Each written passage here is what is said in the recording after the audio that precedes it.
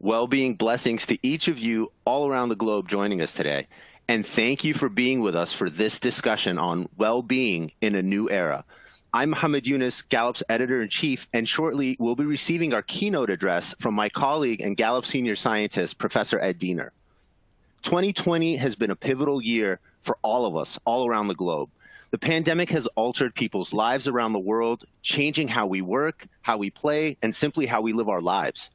As a result, personal well-being has become a forefront issue, with many around the world taking stock of their own, maybe for the first time, and most trying to create pathways to improve their own well-being, whether for themselves or their communities and families. However, well-being is not a uniform concept with a consistent understanding across all cultures. In fact, much of the current research, and Gallup has been at the forefront of a lot of it, really remains rather Western-centric, and it has a Western-centric understanding of well-being that may not resonate as effectively and successfully across the rest of the world. For this reason, Gallup and the Wellbeing for Planet Earth Foundation have partnered to form the Global Wellbeing Initiative. Its aim is to expand the measurement of well-being with a more globally inclusive perspective or framework, while driving better understanding on how to promote well-being for all everywhere we live and work across the world. Based in Japan, the Wellbeing for Planet Earth Foundation was established with the unique mission of contributing to the development of well-being by supporting researchers focused on well-being in Japan and overseas. In pursuit of this goal, Wellbeing for Planet Earth Foundation is leveraging the Gallup World Poll to create official global well-being metrics.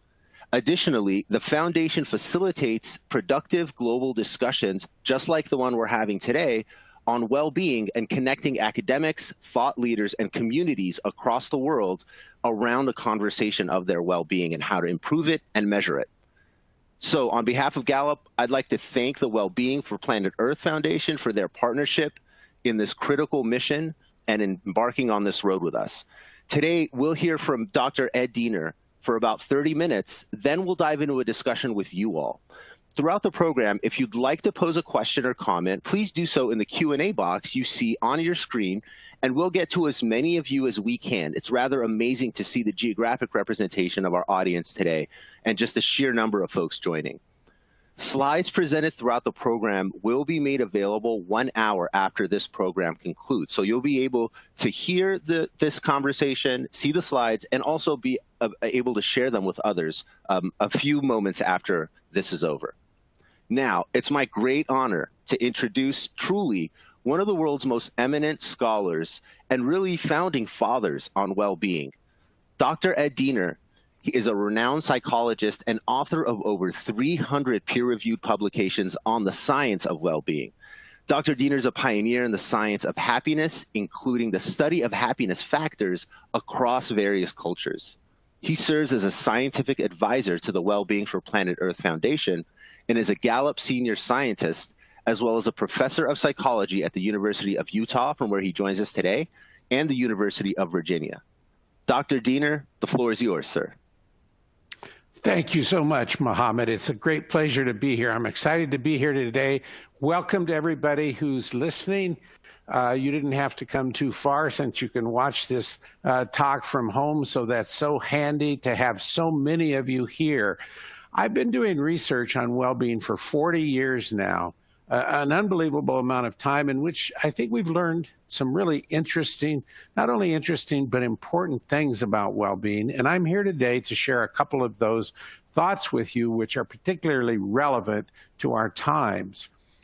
But before we begin, let me say I am so grateful to the Gallup organization, Wellbeing for Planet Earth, and the partnership they've come together and formed, which is the Global Wellbeing Initiative. You know, I joke. I used to say, I skip all this gratitude stuff. I don't want to waste time with gratitude, but I am grateful today. And I added that back into my talk, I joke, because I found out you live longer if you're grateful. So I am grateful to those two organizations.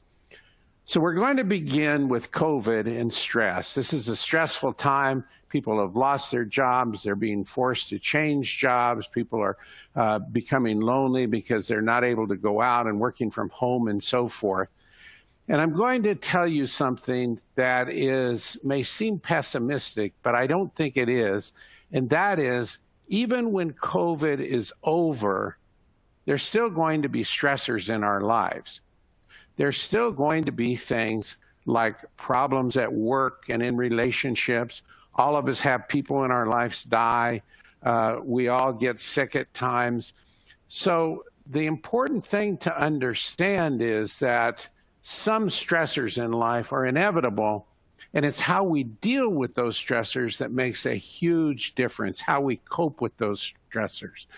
And so, yes, stress is to some extent external, but it's to some extent also, very importantly, internal in how we react to it. And I'm going to give you an example today from my own life.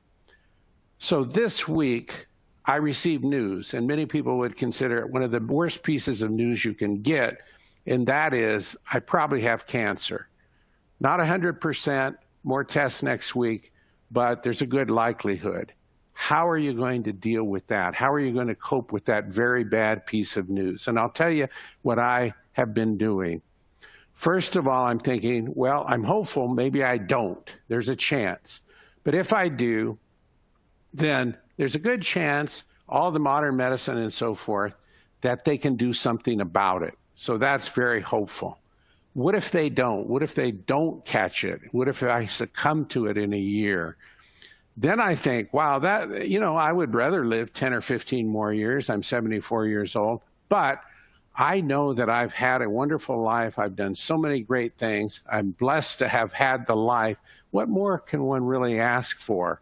So it's not a terrible thing. And,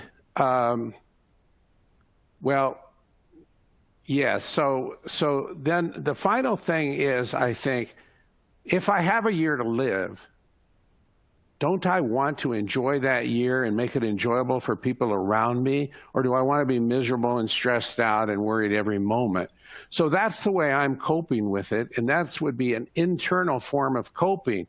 It doesn't depend on what's happening to me. And what we find is that happy people are different from unhappy people, not so much just in the number of bad things that are happening to them. The happy people may have fewer, but they are different in the sense that they learn to be resilient and cope with the stressors that are inevitable in life. So I encourage you to think about ways that you can effectively cope with the problems in your life. So there's really two things that are important in terms of coping with stress. One of those things is, we all know about this one, dampening stress. So we use things like mindfulness, and we learned cognitive approaches, thinking about the world in the right way, not catastrophizing and so forth. And all those can help us deal with stress. But one of the things that's not emphasized very much is an important one that people don't realize. A very important predictor of how we deal with stress is how much we're flourishing in our lives. If we are enjoying our lives, satisfied with our lives, having meaning and purpose in our lives, that in itself helps us to be resilient against stress. So there's really two pathways. It's not only mindfulness and dampening down stress, but it's this other part of leading a flourishing life. So, okay, what is a flourishing life then, you say? What does that entail? And we know now a number of things from the Western perspective, as Mohamed mentioned, that are ingredients of the flourishing life. So let's just review some of them. Life satisfaction. We're satisfied with our life. We think that our lives are going about as well as they could be going. We may not be enjoying life a lot right now, but we're satisfied with the way it has meaning and purpose and so forth. My mom was 97 years old. She died that year, and she said, you know what? I've done everything I wanted in life. She was 100% satisfied. That's where we're not going to be 100% like she was, but we want to be close to that. We want to be enjoying life. And I want to emphasize, when we say enjoying life, you often get the thing of, well, we're out there at parties, or we're out there leisure, skiing or water skiing and having fun, and going out to dinner and so. No, when I say enjoying life, I mean all aspects of our life. We're enjoying our work. We're enjoying other people around us. We're enjoying a spiritual life and so forth. So a broad sort of approach. We want to have infrequent anger and sadness. So some anger and sadness are inevitable. Sometimes they may even be helpful on occasion, but we don't want them to be chronic. We don't want them to be frequent. Meaning and purpose, it is so important to have this, to know that you matter in the world. Lots of people now, we find, feel like they don't matter. And that's just shocking, because we all matter so much. And then finally, supportive relationships. So we have people who we can count on in an emergency. For example, in the Gallup World Poll, it asks that question: do you have people you can count on in an emergency? And that's important. But there's another aspect of supportive relationships, and that is, for adults, we are also supporting other people. That is also an important predictor of happiness, that we're not just receiving support, but that we're giving it to others. So that's the Western traditional things we've been measuring in well-being research for decades. And now we're looking to a broader perspective and saying, what about other cultures? And we know some things about other cultures from our research and the research of others about what they value. And we don't cover all of those things in the current measures. And that's the revolutionary thing that Gallup and the Global Wellbeing Initiative is adding. The first thing, calm and contentment. So if you look at the United States, the kind of emotions, positive emotions that are valued are things like excitement and enthusiasm and euphoria, high arousal, positive emotions. But if you look at a country like Japan, an Eastern country, you see calm, contentment are the things that valued.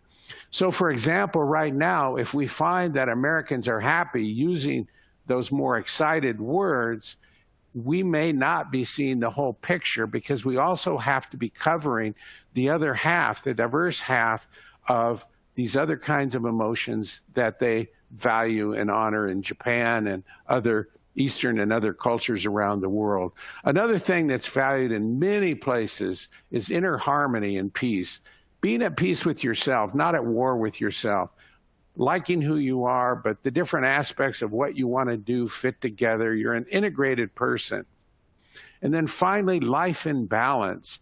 So those things that are important to your life, you're doing each of them. You're not doing just one and excluding the others. You're not just trying to make money if you also highly value family and friends or helping the world, other things. So these three things, the Global Wellbeing Initiative is going to add to the Gallup World Poll. And it's really revolutionary, because we're going to get a broader, more diverse, more inclusive perspective on what well-being really is. So it's very important. So how do you measure well-being? Well, the Gallup World Poll is one approach. It's the societal approach, where we try to get an estimate of a culture or a group in that culture, how happy they are. And normally we have one question or two questions on each concept. So one life satisfaction question, one question on meaning and purpose. We'll have a question on calm contentment. And from that, we can get a pretty good idea of how happy, how much well-being and flourishing that culture has and groups within that culture have. And then there's the individual perspective, which I've developed, which has longer measures, but they can't be used in a world poll. And so let me just show you. These are measures from our laboratory. And if you'd like to see these or use these, you can go to eddiener.com. So Ed Diener, all one word, no dots, no spaces, .com. And we have, for example, the satisfaction with life scale. That has been cited in 28,000 studies so far. So it's a highly used 5-item quick scale, takes 1 minute, for participants to fill out. We have a scale of positive and negative emotions, and I'm proud to say that scale does include both low and high arousal positive emotions. We have a flourishing scale, that 8-item scale up there in the upper right corner in the purple box. The flourishing scale has 8 items that assess meaning and purpose in life, life satisfaction, relationships, across the different areas, flourishing in life. So these scales then measure happiness, and we're going to come back later and talk about why is it so terribly important to be measuring happiness. Not just making people happy, but to be measuring it is critical.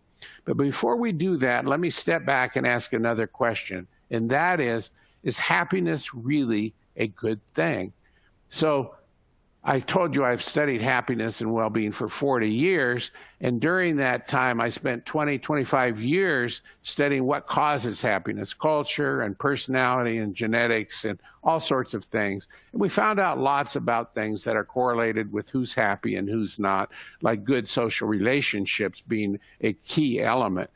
But what we didn't ask, and never occurred to me, is happiness really a good thing? Or is it just kind of hedonistic? I mean, after all, maybe you could be happy just by taking drugs. Is happiness actually beneficial for you, the people around you, and for the world? So we started doing research on that. I didn't know. I was skeptical. I didn't know one way or the other. And what we found was amazing, because what we found is that flourishing and well-being is good for so many domains of life, and the evidence is very strong now and very consistent and clear. First of all, happiness is good for health and longevity. So happy people tend to live longer. That is, let me give you an example. The nun study, it's a famous study done on Catholic nuns in which they had a cheerfulness report, a scoring of the nuns at age 22.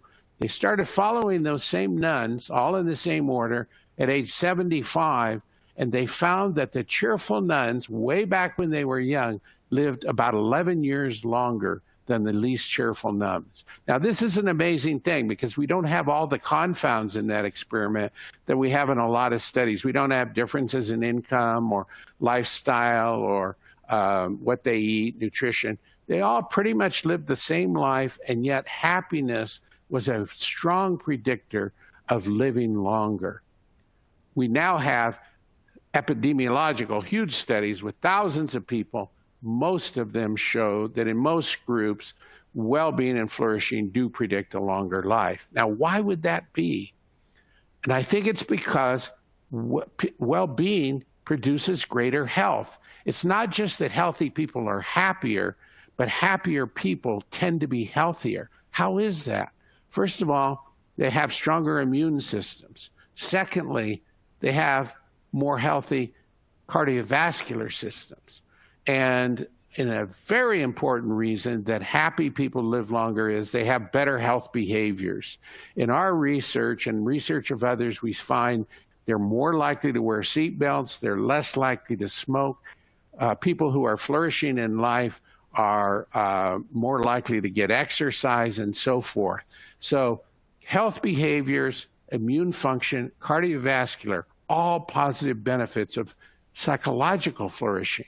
And I just want to keep emphasizing, yes, being healthy can help you be happy, but being happy can help you be healthy. Another couple things that flourishing influences wound healing. So when you get a wound, it heals quicker. Shown in scientific studies that where they produce a small wound and then measure how quickly it heals, the amount of positive affect and enjoyment in life you have means that you're likely to heal more quickly. Another very important one is with telomeres. Telomeres are the things that cap our DNA. So when our DNA replicates, it may become unraveled without these telomeres, and then our next generation of cells doesn't replicate faithfully, and we start to age and get problems and so forth. People who are high in stress have less telomeres. People who are flourishing in life have more telomeres. In other words, they're aging more slowly on average. Now, all of these things are so interesting. You say, but I knew a guy who was unhappy and he lived to be 99, or I knew a lady who was very happy and she died at age 30. Of course, happiness is not a guarantee of not getting sick or living long. It's like smoking or any of these other things. They increase your chances. I'm an example. I'm a pretty happy guy, but obviously right now something's wrong with me and I'm sick. And so it's not a guarantee, but nothing is a guarantee. Each one of them tends to, and that's the way well-being is. It has a strong influence, but it's not the only influence. Secondly, happy people have better social relationships. Again, let me emphasize, good social relationships help make you happier, having people who will support you. But happy people, in turn, have better social relationships. Let me give you an example from our marriage research. You know, we know that in a lot of cultures, married people are happier than unmarried people. But it wasn't asked, is that because marriage causes happiness, or maybe they were happier to begin with? We found that years before the person ever met their current spouse, happy people later who got married were more likely to not get divorced and to have happy, thriving marriages. People who are happy way back then, before they ever met their spouse, unhappy then, are more likely to get divorced and have unfulfilling marriages. So it's not just marriage causing us to be happy, but happy people having better marriages. Now, another part of this is that people tend to like happy people more, and so they have more friends. Happy people tend to support others, not just receive support, but to give support. Then we have the work world. And again, satisfaction at work, liking your work, enjoying your work are so important to success at work. We found in an early study, we followed college students coming into college, how cheerful they were. We followed them up 20 years later when they were about 39 years old, and we found that the cheerful college students entering college made 30% more income than the least cheerful college students. Amazing, 30% more. All of them were college people, but 30% difference in income. Just amazing. Why is this? Well, it is because happy people have more focus. They get distracted less. They're not worried about extraneous things. They have more energy. They tend to be more creative and so forth. And so sometimes employers used to say to us, you know, Ed Diener, I want my workers to work hard. They can be happy at home. I don't care if they're happy on the job. They're not paid to be happy. They're paid to get work done. And I'd say to them, well, if you want the bottom line and them to work hard and you to make money, you better try to ensure they're happy, because there are a lot of data to show that companies and organizations where people are doing well and flourishing are themselves, the company is flourishing. For example, the stock prices are more likely to go up. They're more likely to have loyal customers. After all, customers like coming places where they're treated nicely by positive people. They're more likely to have low employee turnover, as the Gallup data show, because people don't quit those jobs. And having people quit and turn over is very expensive for companies, and you don't have experienced workers then. So let me just emphasize that, again, it's not just that have good work makes you happy, but that being happy makes you a better worker. We also have data on citizenship, things like volunteering and donating. Happy people do those more. And resilience, that is, again, bouncing back from stress, as I mentioned earlier. So let me give you an example of a study. They measured people's positive and negative affect, their positive and negative emotions, before they went to Afghanistan, U.S. soldiers. And when they came back, some of those soldiers are suffering from PTSD, post-traumatic stress disorder. And as you know, people come back from war sometimes and have difficulties, PTSD. What predicted PTSD best was whether they had seen their friends and comrades killed. that was the strong predictor, of course. If you didn't see that, you were less likely to get PS. The second strongest predictor was the amount they enjoyed life before they went to Afghanistan. Just amazing, right? Positive people got PTSD less. All right, so let's talk then about if happiness and well-being and flourishing are good, can we increase it? And we can increase it at two levels, at the societal level or at the individual level. Now, in our lab, we've created, my wife and I, Carol, and our colleagues have created a well-being intervention that gives individual skills to people. And we believe you can, with effort, learn these skills. Skills like positive relationships, complimenting other people more, expressing gratitude more, active listening, having goals that are in line with your strengths and your values. Mindfulness, of course, mindfulness is everywhere. Mindfulness is important, but it's only one type of approach to happiness and meets one issue. Our idea is that we need more things for it because happiness requires just more than dampening stress. We have in there exercises on sleep and exercise. We have in there exercises on behavioral activation, that is getting up and getting moving, not just sitting watching TV and becoming depressed. We have lessons in there on coping. And typically each of these lessons takes a week or two. There's 12 lessons. You can take all of them or you can pick and choose. So that's at the individual level. What do we find?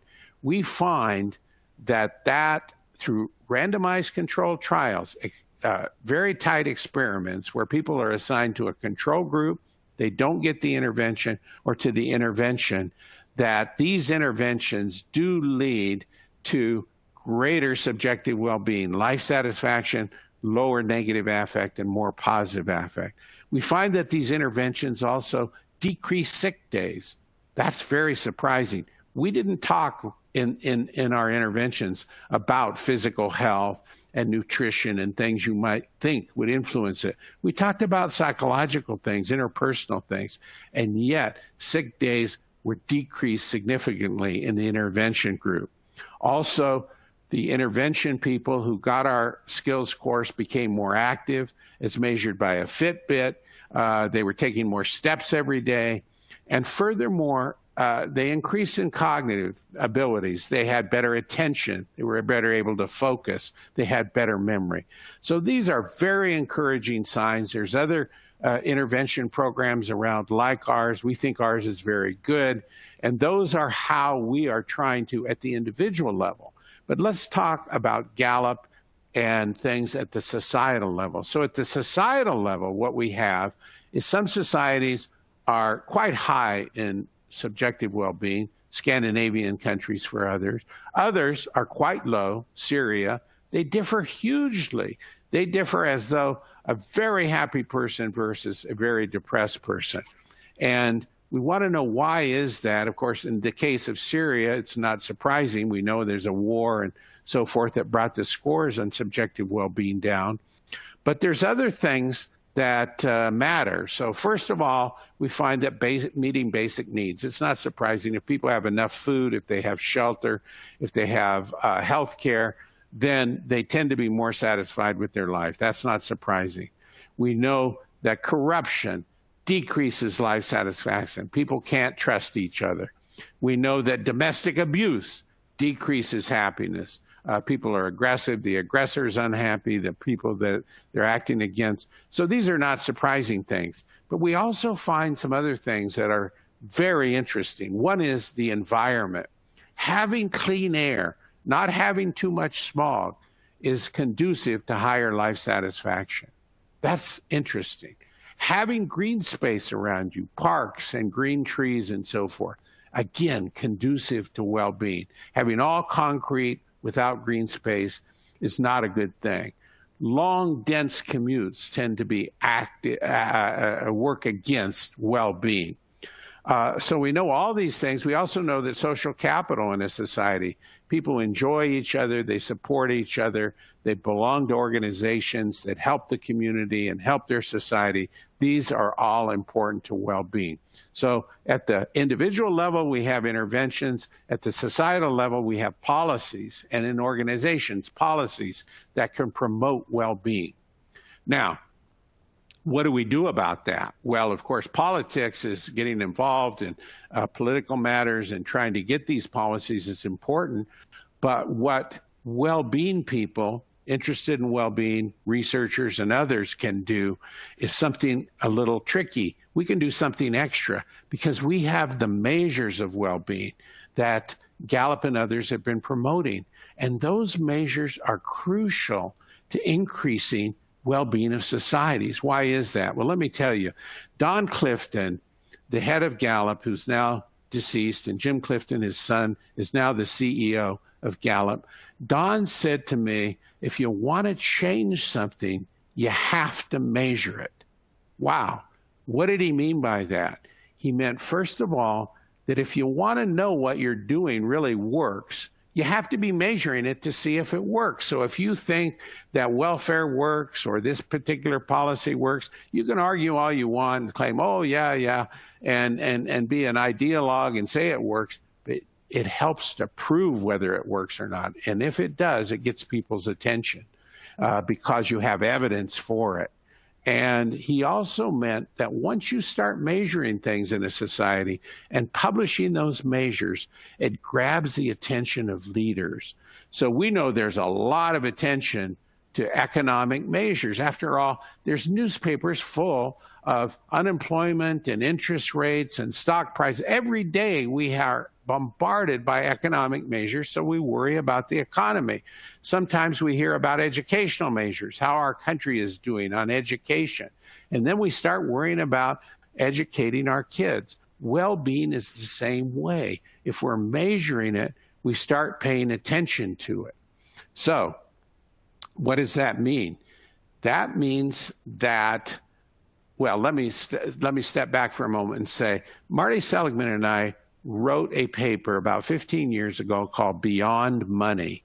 And in that article, we said, look, you can measure all kinds of things. It's not just money that makes people happy. That's important, but once you get enough money, it doesn't make so much difference anymore.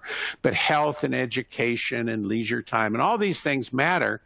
But if you measure well-being, what you have is a summary statistic that integrates all those things and how those things are affecting people's life. So you have the bottom line measure, the one that really matters when you get measures of flourishing, because you see if all those other things then are in place and matter to people. So Gallup is doing a wonderful thing because by publishing the Gallup World Poll, we can see what's working and what's not, what countries are thriving and what's not. Furthermore, within countries, you can see what groups are thriving, what groups are suffering and not flourishing.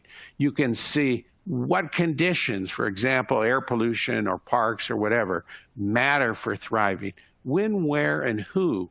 So measures sound kind of boring, but in fact, they are really critical to increasing the well-being of societies. And we all know that some societies measure it. Bhutan, the small country in the Himalayas, of course, has the gross national happiness instead of the gross national product. But other major countries, say the United Arab Emirates or New Zealand, have announced we are going to take well-being into account when we make policies. And every division in our government has to think about well-being when they consider well-being policy. Now, this is amazing because 20 years ago, when Marty and I wrote this article, we never thought we would have caught on this quickly and gotten countries to actually start doing this. So this is extremely encouraging and due in large part to the Gallup World Poll and the numbers they produce telling us who's happy and not in the world. Okay, so let me then summarize a few points today, and we can go to Mohamed in discussion and questions. So today we've talked about three things at least. One is that flourishing and coping come not just from having a good life and you're lucky and everything happens good in your life, but also from what's within you and how you cope with life and how you learn to enjoy life. Those skills that I talked about, relationship skills, skills of thinking, meaning and purpose. Secondly, happiness is good for you. This is so important to understand because this becomes convincing to leaders. I've talked all over the world to leaders, including people in parliament and presidents of countries and so forth, about happiness, well-being, and psychological flourishing. And what some of them say is, well, that's fine, but we got to worry about other things first. And that's down the line. That's a luxury. And I want to tell you, it isn't a luxury because it is crucial for the flourishing of a nation, for their health, for their work productivity, for their relationships, for the citizenship. So when we use those facts, all of a sudden we start to get our leaders' attention. Oh, well-being is really important, more than just being happy and going out and having fun with our friends. It's a lot more than that. And thirdly, there are learnable skills. It takes effort. You can't change your happiness probably overnight. I'm still practicing these skills after 40 years to try to improve these things in myself. If you take the effort and put it in to learn these skills and practice these skills, though, you can increase your well-being. Thank you very much. Mohamed, over to you. Ed, that was absolutely amazing. I actually didn't know the news about your health until you just shared it with us now. So but I'm not surprised by your application of what you're always studying to real life. I've been honored to have many conversations with you about well-being, and it's amazing how a concept that a lot of us thought was, let's say, started out as like a nice to have, like you were just closing and saying, there were people who were very focused on health, physical health, therapists. In the 90s, well-being was kind of like an emerging concept. It's hard to think of another concept that has now become so central to our lives. The pandemic that we're experiencing only, accentuates more the need for having individual interventions, societal interventions. One of the critical things that this work with Well-Being for Planet Earth has really brought forward is this concept of having a more inclusive notion of well-being. I want to start with you there, Ed. Now that you mentioned the flourishing or the thriving metrics, the life evaluation metrics. Now that we kind of look at those and try to have a more inclusive concept of well-being, are those metrics still useful for the non-Western societies that we've been capturing them for? Let's just start there. Do those metrics still tell us something? Are they useful? Or do we have to kind of start from a blank sheet of paper all over again? No, I think those metrics are still very important. We find that people all over the world, for example, do value life satisfaction. They may value it more in a Western country such as Canada than they do in an Eastern country such as India or China. But they still value it there. And in China, for example, they may value health most of all, but they may value life satisfaction second. So all over the world, we find that people, and we find certain emotions that are universal. Sadness and anger are seen as unpleasant in all the countries we've studied. So we don't want to say throw out the traditional measures because they do capture well-being, and they capture well-being around the world, but we've got to complement them because it's not the full picture. We're looking at half the picture. So the calm, contented inner harmony adds to it rather than replaces it. And I think with both of those sets of measures put together, we have a pretty thorough now view of what well-being is.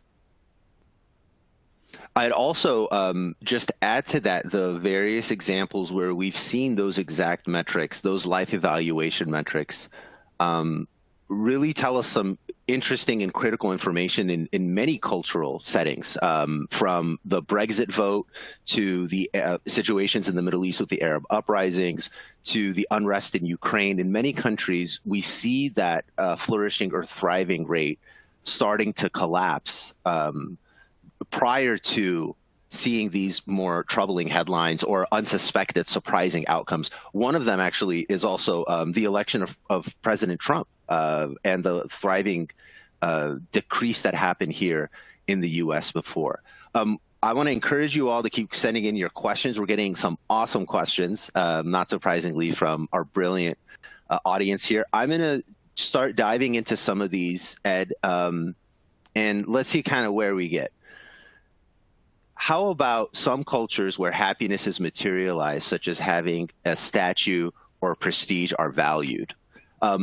I think this participant is trying to get to the concept of some cultures are a little bit more focused on material well-being or achievement versus maybe a less of a focus on that.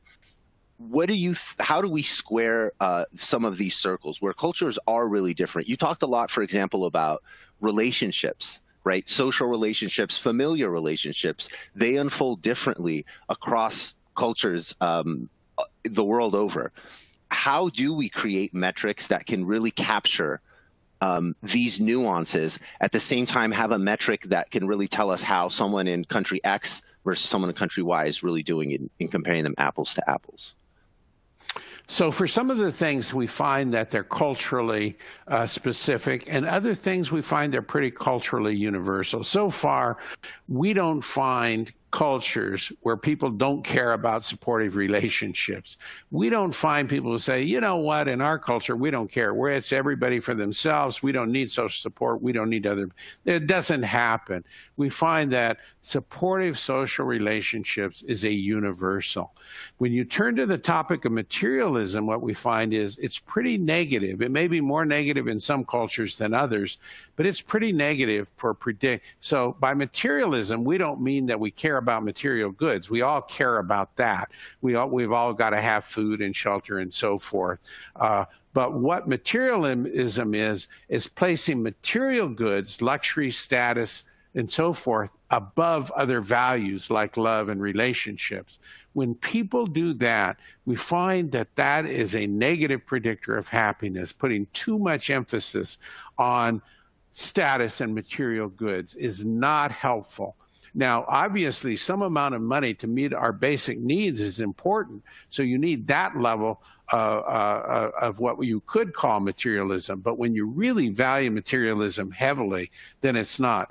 An interesting one we found in some of our research, though, is something like equality varies in terms of how cultures value it.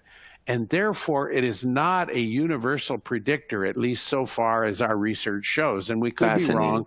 But what we find is that in some countries, the U.S. being a good example, is people believe they can go up as long as people believe that the inequalities are fair and everybody has a chance to get to the top, and it's just whether you work hard and so forth. Then inequality doesn't bother them as much and make them unhappy. In a country where they believe strongly in equality and they think anything else is unfair, then any amount of inequality bothers them. So there are things that do predict in cultures and not in other. Another one was corruption.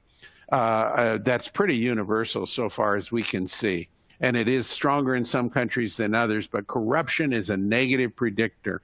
And at first people said to us, oh, you know what, in some cultures, bakshish and all this, that's just part of the culture. It makes everybody happy. All cultures, are different and they value it, and so it's just fine. Well, we didn't find empirical support for that. We didn't find that having these kind of corrupt sort of systems is conducive to happiness. And so far, we haven't found the place where, oh, yeah, it's great. And so there's both specifics and universals in terms of well-being. Wow. As an Egyptian American, I can't believe you just said bakshish. That is epic for me personally. Thank you. We have more excellent questions. One kind of tough question is, what's the relationship between feeling content and happy? Scandinavian countries have high scores at feeling content, and they have the highest scores in some of the metrics. But do we know that they're necessarily happier, or does it just mean that they have sort of better life outcomes and are enjoying their lives more, better access to some services, etc.?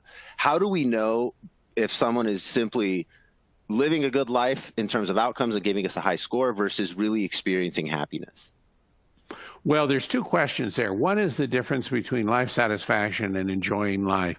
The Scandinavian countries are actually highest in life satisfaction. They tend to be, although other countries like Canada are very high too. That tends to be more related to sort of external conditions, things like having an adequate income, not having high crime, and so forth. But on the other hand, we also have enjoying life, finding it to be pleasant, having positive emotions, calm contentment, or more aroused positive emotions in some cultures. That tends to be more to more daily experience. So things like our social relationships, we find, for example, that Latin or Hispanic nations are high in positive affect on average. They really enjoy people. They don't have a strongly evaluative set of social relationships where people are constantly evaluating you. And they laugh more, they enjoy social interactions more, and so forth. So the happiness, if that's positive affect versus life satisfaction, is one of them. Then the second question I thought you said at the end is, how do we know they're not just saying that? How do they know they really are that? In our research, we've done a lot of research to find out, because that's a clear question. Because a professor, when I started out, said, hey, you can't measure happiness. It's just baloney. So I spent a lot of time seeing if you can measure it and whether those measures are valid. So besides the self-reports of Gallup, these surveys and measures of happiness where people just tell us whether they're being happy, we can look at other kind of measures. We can look at brainwave patterns, for example, in the left prefrontal versus right prefrontal cortices. We can look at whether our family and friends say we're happy. In our lab, we use a memory measure. We ask people to list as fast as they can good things in their life or bad things, or good things that have happened to them recently or bad things that have happened to them. And what we find over and over is that the self-reports of happiness do correlate with these other measures. People who say they're happy, their family and friends tend to say they're happy. They tend to have the brainwave pattern we would expect. They tend to be able to remember many more good things than bad things. So we can't do that in the Gallup World Poll with 150,000 people. We do that with smaller samples of hundreds of people, and that's the way we validate the measures and see if they matter across cultures. And pretty much we found that even when we correct all sorts of things, we get pretty much, not perfectly, but pretty much the same results across cultures with the different kinds of measures. Here's a question. I'll kind of mention a couple of them. They all get to the same thing. One is, how well are our leaders prepared to influence organizational culture toward well-being? Another very common question we're getting is, how can well-being, talk to us a little bit more about examples where you've seen well-being being taken into account for policy making, whether it's at a sort of social level, a community level, or as this first question indicates, in the workplace. How can leaders take action on what we've learned collectively about well-being in having more effective organizations and happier societies? Okay, so let's just take the second question about, does it matter? Do these, and of course, they're just starting to matter because they're just coming in. So I mean, New Zealand, UAE, these have happened in the last year. But what we do see is already some successes. The biggest success I know of is in the United Kingdom, where in the United Kingdom, they said, who's suffering, who's floundering versus who's flourishing. And they found out that the #1 cause of floundering was mental illness, people doing badly. It accounts for more suffering than all the physical illnesses, cancer and so forth, put together, because it affects the person, it affects those around them so profoundly. And what happened with that finding is they went to Parliament, and now they've gotten several $billions of additional funding for mental health services in England. I would like to see it go beyond that. I would like to see more prevention efforts, more efforts built toward building strong mental health. We've got to have the mental health efforts, the treatment of mental illness, therapy, and so forth. And that's what the $2 billion will go for. That's wonderful. But I'd like to see us move to the next step like we've done with public health, and that is prevention, because medicine has done great things. But before medicine is public health, clean water, vaccines, and so forth. And they made a they doubled the lifespan. Public health efforts. We need those some kind of efforts in mental health, where all of a sudden we're training people in the skills they need to be happier and healthier. So that, and at the community level and in the organizational level, you also see where we're starting to make progress. So we know, for example, that having a respectful workplace where your supervisor respects you, where you know what is expected of you on the job, we know a whole set of things now that leads to happier organizations and happier workers. And those we have to make clear to the leaders of these organizations so that they can implement them, and the importance of it, not just for worker happiness, but for the success of the organization. We're living through a honest-to-God global crisis. For the first time in our lifetimes, most of us at least, the whole world is really dealing with the same problem in all corners of it.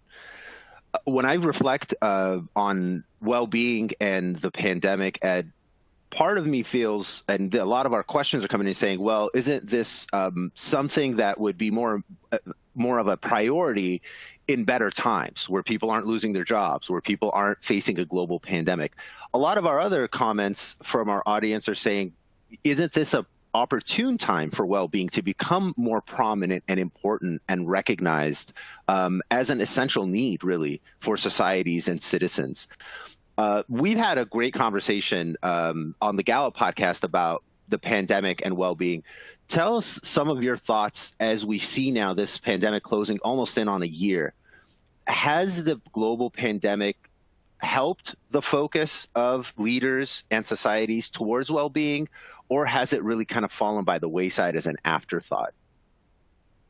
Well, I think that that's going to depend on the nation, on the leader. As we know, they vary a lot across countries, and we would hope that it would, but I don't have any, I'm a scientist and empiricist, so I'm not going to guess. I don't know whether it has increased the focus on well-being. Certainly in our own lives, it should, right? Because just as I mentioned with the cancer thing, you say, hey, you got cancer, you can't worry about being happy.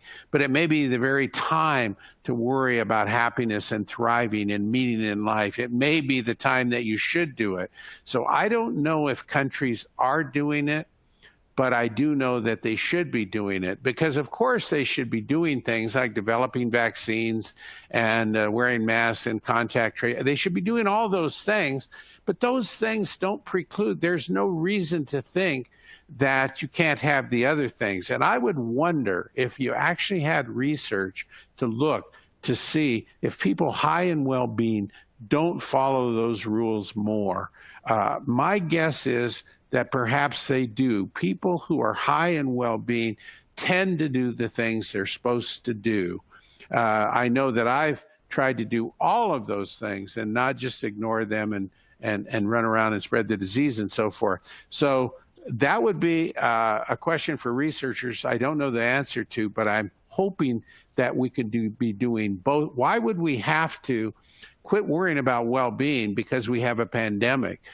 Because, we have enough time and energy to deal both with the well-being during the pandemic and the physical health during the pandemic.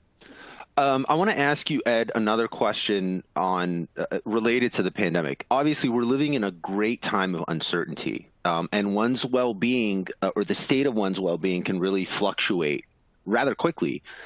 How often should well-being be measured to really capture what's going on? Obviously, as a researcher, you're going to say, I want that on your Fitbit and have real live data. But realistically speaking, when you think about a country, how often should we be measuring well-being to really get a sense of how those people are doing?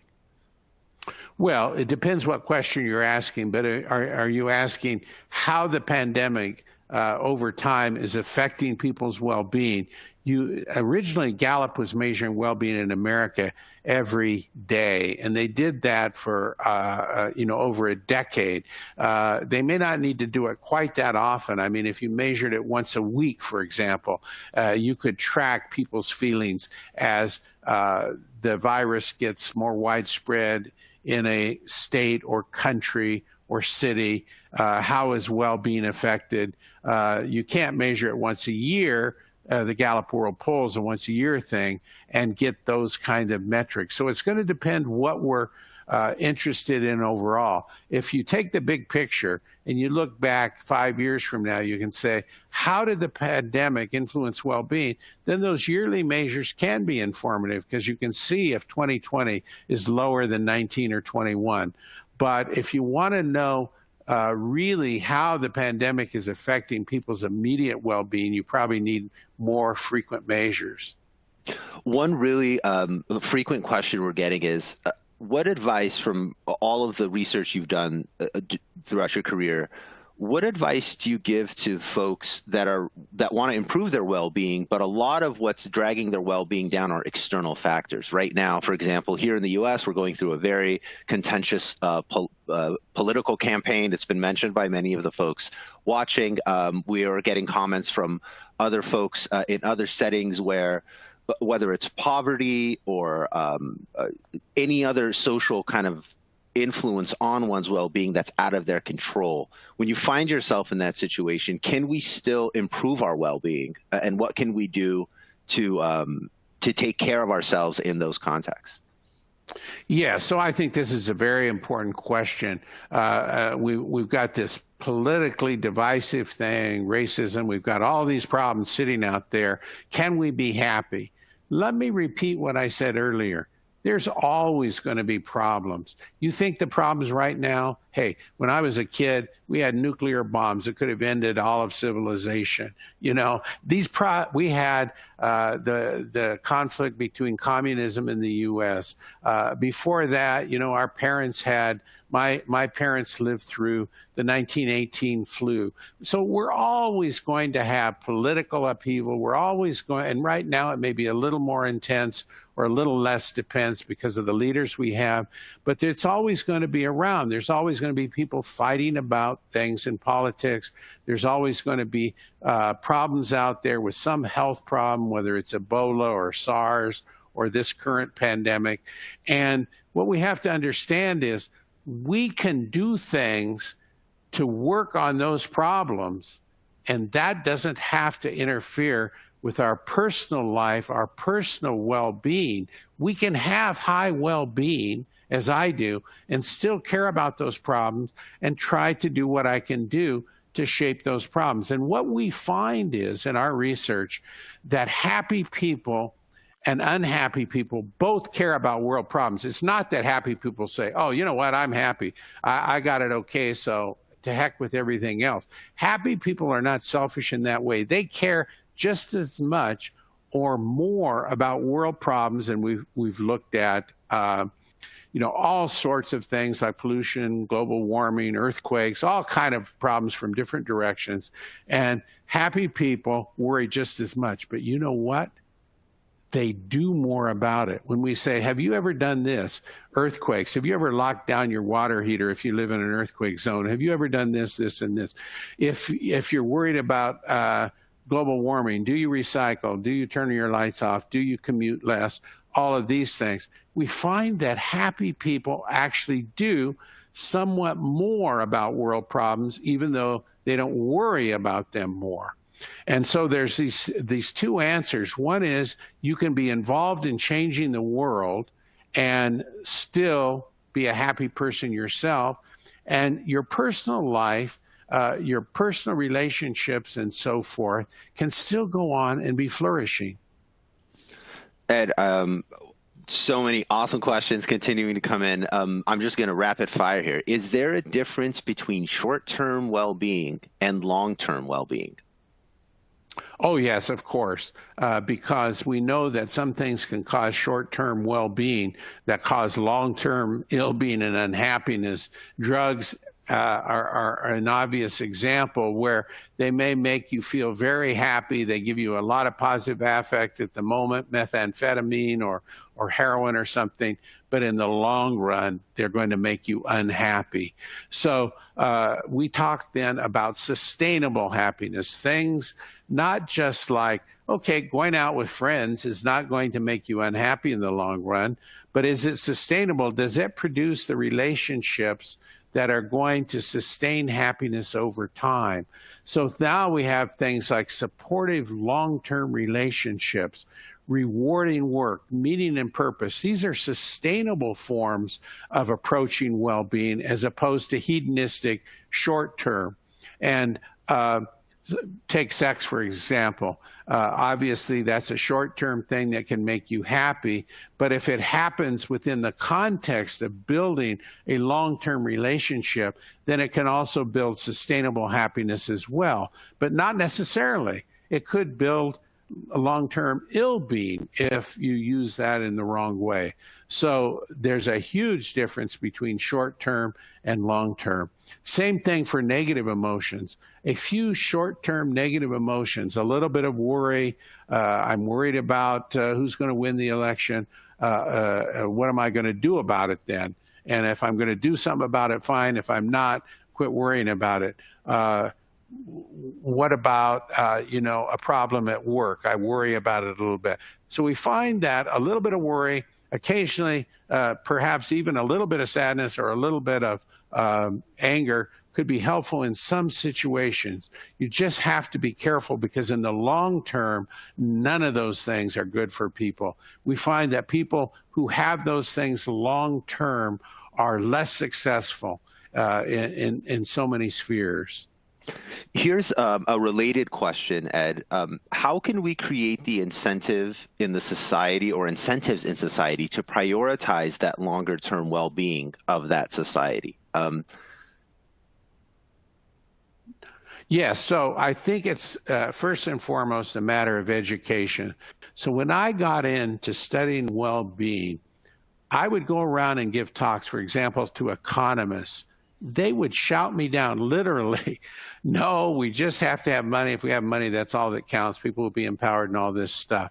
Now, some of those same economists who have won Nobel Prizes, by the way, are talking about well-being and measuring well-being. It took 20 years, but we talked about data and the proof that we have for these things, evidence, and slowly society came around. I went to Scotland, I think probably 25 years ago, and gave a talk. A lot of parliament members there and so forth. They were very skeptical. They say, we enjoy being dour and unhappy, and we're not happy people. And now you see they're starting to take it seriously. So it was a lot of work for a lot of years to convince. But now we see, I mean, I was amazed. A couple of us, two economists and me, were in New Zealand talking in the honeycomb, the honeybee facility there, which is their parliament. And we were talking about it, and we got home, and a few months later, they make this announcement. We're going to start taking well-being into account in our policies. And I talked to ministers of family and children and so forth there, and they're starting to take this seriously. So I think the first thing for well-being people is have the numbers, have the evidence, and go out and educate people. And then it starts taking on a life of its own. We've had good luck in Parliament in Britain, in the United Kingdom, because a member of Parliament there is very interested in this kind of research. And so he's really pushed these findings. And this is what you need then to get out to leaders.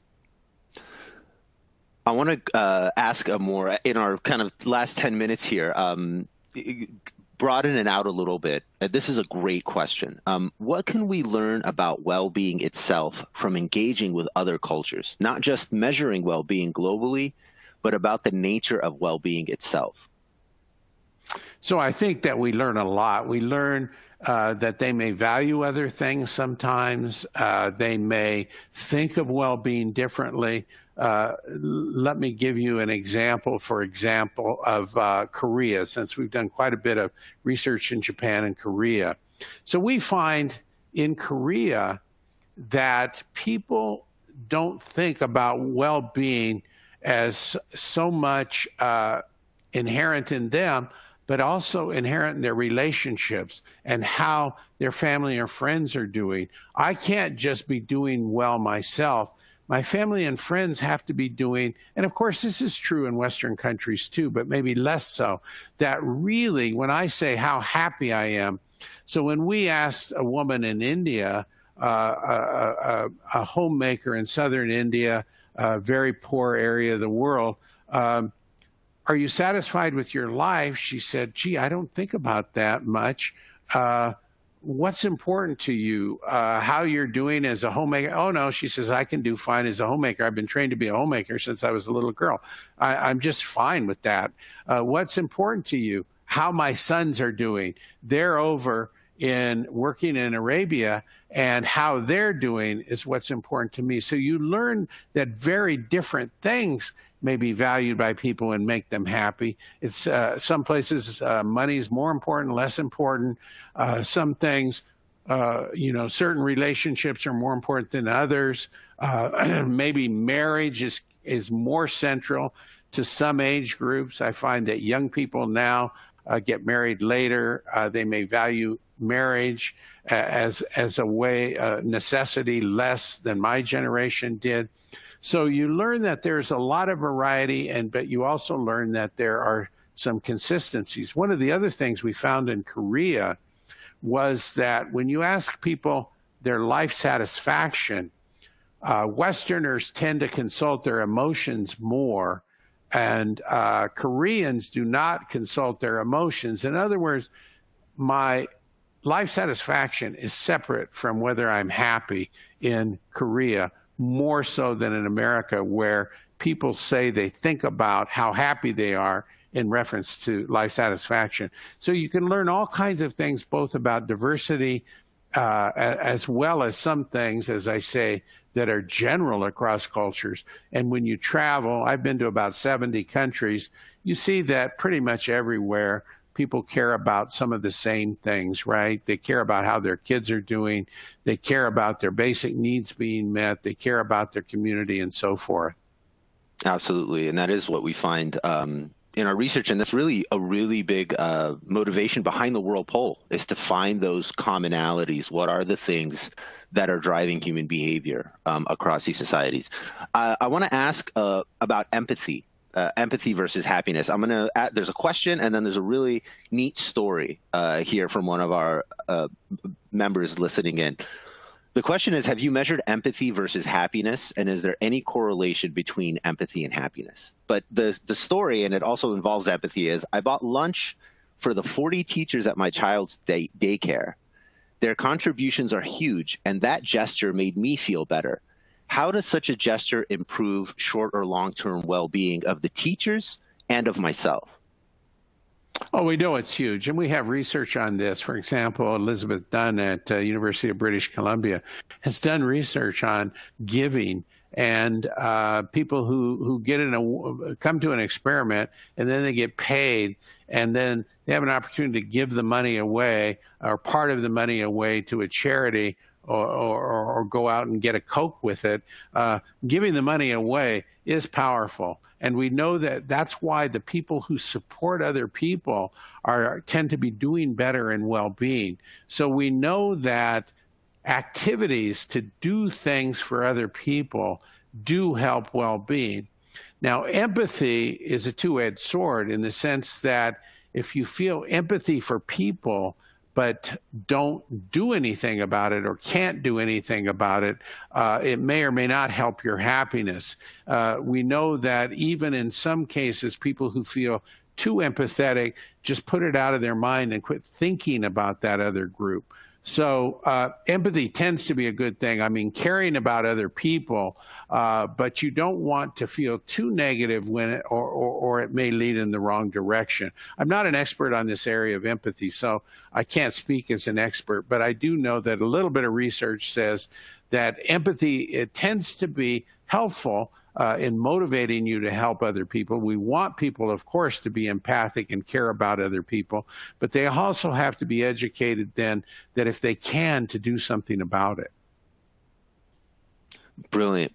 I wanted to ask you about well-being and the workplace. Let's close there. We've talked a lot about people's well-being on an individual level. You mentioned in your presentation that this is not just something for a citizen or an individual or a family or community.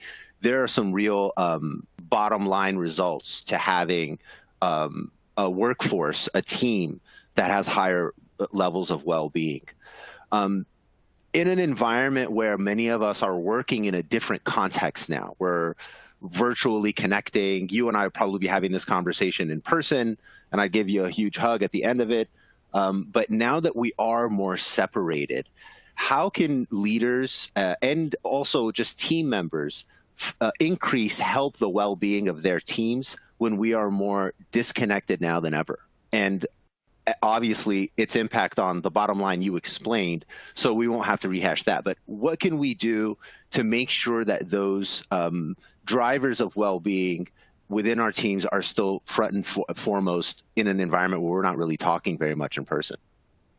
Yeah, so I think that I have a bunch of members of my family, lawyers and college professors, our kids and sons-in-laws and so forth, who are all working pretty much from home, and they're starting to go back to work a little bit. For example, they hold court over the internet, and you don't have to go in and so forth. So what I see is that there's both good things and bad things. The good thing is that you're able to work from home. There's less commuting. You will waste less time with that. Sometimes it's actually more efficient to work at home. You waste less time, surprisingly. The data on that are actually surprising because you think people might just be fooling around at home. And so not all the data support that idea. People are still working hard. Of course, the challenge then, the biggest challenge is to keep human connections. And so I think these kind of meetings using Zoom or Skype, it's the same thing as people face. My wife and I, because we're in our 70s, decide we're going to seriously quarantine. We're not going to kind of half do it. We're going to go all out. And my mother-in-law, who is crippled, 94 years old, in an old folks home, she has not been out of her room for 6 months. How do you deal with that? Same when you're working at home. You deal with that, I think, by staying connected electronically for one thing. So we have birthday parties on Zoom. We have all kinds of meetings on Zoom.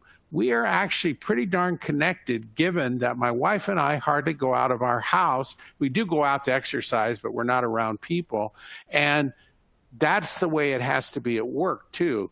And what I find is that at first it may be a little weird, but I find that the connections really start to be pretty personal. I know we can't touch somebody, and takes a little while to get used to, but I think we can maintain close connections in the workplace and have the meetings and have the motivational meetings and feel getting together and so forth. And we can even have parties. I mean, we have parties on Zoom. We celebrated a guy who was in Norway, his 60th birthday party. There was people from all over the world at his birthday party, and it was really very fun. And so I think we have to use technology as a major way to stay connected. Let me ask really quickly, just as a follow-up. As a leader or as a team, how quickly will I see the return on investment of focusing on my team's well-being? Is it something that takes a while? Can it be instantaneous? Give us your thoughts on that. Well, I think the first thing is, how long is it going to take to really build well-being? When you put those new policies into account, it's going to take some practice. It's going to take some innovation. It probably is not going to happen in a day. You give people a list of things and then they go do it. You need feedback to those people. You need them to build habits. So you have to make it really a deep dive in their company that it actually happens. If that happens, then you ought to start seeing customer loyalty go up, turnover go down, creativity. Of course, something like creativity, it's going to take some years for that to really matter and show up in your bottom line. Something like people working harder because they're more enthusiastic about the company may start showing up in a matter of months. I always tell people, who do you want to hire? And I say, the answer is you want to hire Ed Diener. Why? Because he loves his work. He's thinking about his work at night. He's thinking about his work when he's taking a shower. You want to hire people who love their work, and they're going to be very good workers. And it may not happen that you see the bottom line in a week, of course, but you might start seeing some differences within months and certainly within a year or two.